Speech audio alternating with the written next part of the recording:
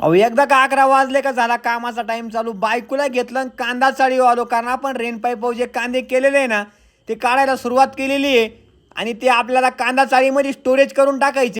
आता माझ्या मागे एकच काम होतं बरं का, कांद्याचा ट्रॅक्टर भरायचा आणि तिकडे कांदा चाळी जाऊन खाली करायचा.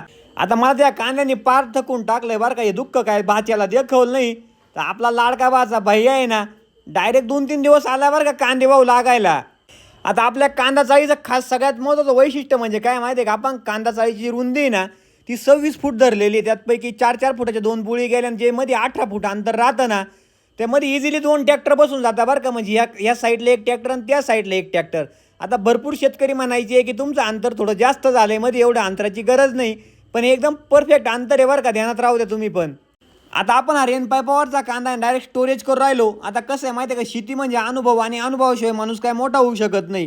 त्यामुळे आपण यावर्षी अनुभव घेणार आहे नेमकी रेन पाईपावरचा कांदा टिकतो किंवा नाही टिकत. आपण मागच्या वर्षी जो कांदा केला ना रेन पाईपावरचा, तो कमीत कमी 2 महिने वावरामध्ये होता.